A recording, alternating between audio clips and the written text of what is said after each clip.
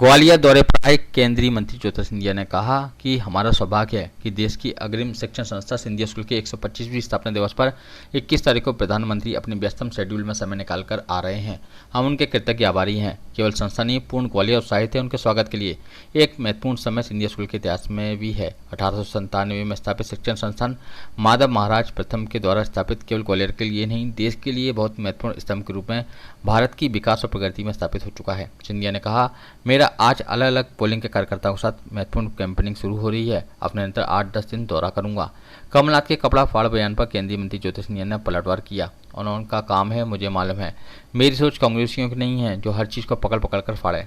मेरी सोच है हम अपने काम में ध्यान दें। उनको अपना काम देखना है, हमको अपना काम देखना है। केंद्रीय मंत्री सिंधिया ने कांग्रेस के वचन पत्र पर भी निशाना साधा। केंद्रीय मंत्री सिंधिया ने कहा, कांग्रेस के वचन पत्र को गहरी खाई है। कांग्रेस की और इन दोनों की वचन की लिस्ट बहुत बड़ी लंबी होती है, पर पूरी एक भी नहीं होती। लिस्ट बनाना, उसमें अनेक तरह के मिश्रण करना, अनेक तरह से लुभावन बंदों को डालना, यह बहुत आसान है। लेकिन 15 महीनों में जो उन्होंने प्रदेश की पूरी तरह से चौपट स्थिति कर दी थी, मैं मानता हूं कि प्रदेश की जनता इन दोनों को कभी माफ़ नहीं करेगी, कांग्रेस पार्टी को कभी माफ़ नहीं करेगी। वहीं ग्वालियर दक्षिण विधानसभा सीट से सिंधिया के चुनाव लड़ने की समर्थकों की मांग पर कहा कि मैं बीजेपी का सिपाही हूं, सामान्य कार्यकर्ता हूं। भारतीय जनता पार्टी की फौज है जो भारतीय जनता पार्टी का संगठन तय करता है। हर कार्यकर्ता को आधार पर कार्य करना है। हम सभी को संगठन के बताए रास्ते पर काम करना है। हमारा सौभाग्य है कि प्रधानमंत्री जी का आगमन हमारे ग्वालियर के केवल नहीं, लेकिन प्रदेश के केवल नहीं, लेकिन देश की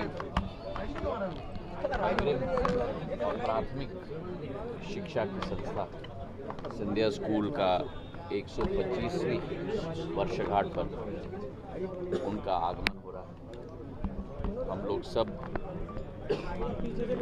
उनके कृतज्ञ हैं कि उन्होंने अपने की व्यस्तता में अपना समय निकालकर हमारे संस्था में पधारे और केवल संस्था नहीं, केवल संस्था के हमारे सभी गणमान्य सदस्य केवल नहीं, लेकिन पूर्ण ग्वालियर उत्साहित है उनके स्वागत के लिए। और एक बहुत महत्वपूर्ण समय सिंधिया स्कूल के इतिहास में भी है। 1897 में जो स्थापित शिक्षा की संस्था माधव महाराज प्रथम के द्वारा ग्वालियर स्टेट के लिए केवल नहीं, लेकिन देश के लिए की गई थी, आज वो एक बहुत महत्वपूर्ण स्तंभ के रूप में भारत की विकास और प्रगति में स्थापित हो चुका है।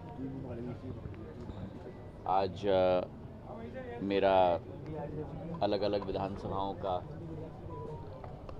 हमारे पोलिंग के कार्यकर्ताओं के सम्मेलन का दौरा की शुरुआत हो रही है। पिछले प्रवास में मैंने भितरवार और चंदेरी का दौरा किया था और अब निरंतर अगले 8-10 दिन में मेरा दौरा है। अब मुझे पूरा विश्वास है, वो अब उनका काम है। मुझे मालूम है मेरी सोच कांग्रेसियों की नहीं है जो हर चीज़ को पकड़ पकड़ के फाड़े। मेरी यही सोच है कि हमें अपने काम में अपना ध्यान देना होगा। उनको अपना काम देखना है, हमको अपना काम देखना है। मेरी सोच सदैव सकारात्मक रही है। मेरी सोच सदैव जनता के विकास और प्रगति और संगठन को मजबूती प्रदान करने की रही है। अपने इर्द गिर्द नकारात्मक तत्व कांग्रेस पार्टी के सदैव रहे, लेकिन जो समय हमें दिया गया है इस पृथ्वी पर, उस समय का सदुपयोग करके लोगों की आशाओं और आकांक्षाओं पर खड़े उतरना, मेरे पूर्वजों की तरह, मेरी आजी अम्मा की तरह, मेरे पूज्य पिताजी की तरह प्रधानमंत्री जी के पद चिन्हों और उनके दिखाए हुए रास्ते पर चल के हमें लोगों की सेवा, लोगों का विकास और लोगों की प्रगति, और यही आपने भी देखा है पिछले 20 वर्षों में, यही मेरी कोशिश है।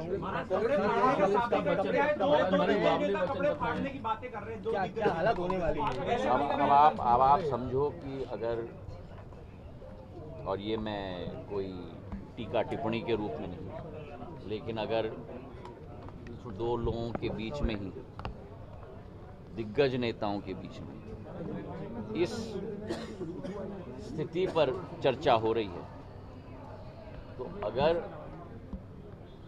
मुझे विश्वास है प्रदेश की जनता ये होने नहीं देगी, लेकिन अगर उनके हाथ में शासन आएगी तो जनता का क्या हाल होगा?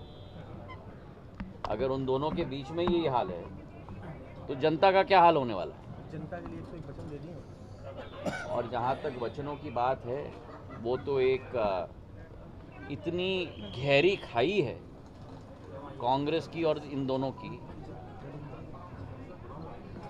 कि वचन की लिस्ट तो बड़ी लंबी होती है पर पूरी एक भी नहीं होती। मैनिफेस्टो बनाना, उसमें अनेक तरीके के मिश्रण, अनेक तरीके के लुभानवी मुद्दों को डालना, ये बहुत आसान है। लेकिन 15 महीनों में जो इन्होंने मध्य प्रदेश का पूरी तरह से चौपट स्थिति कर दी थी, मैं तो मानता हूं कि प्रदेश की जनता इन दोनों को कभी माफ नहीं करेगी और कांग्रेस पार्टी को माफ नहीं करेगी। महाराज, एक आगे सवाल है, ग्वालियर दक्षिण से आप चुनाव लड़े, इसको लेकर देखिए, मैं भारतीय जनता पार्टी का मैं सामान्य कार्यकर्ता हूँ। ये भारतीय जनता पार्टी की फौज है। जो भारतीय जनता पार्टी की संगठन तय करती है वो हर कार्यकर्ता को उसके आधार पर कार्य करना है।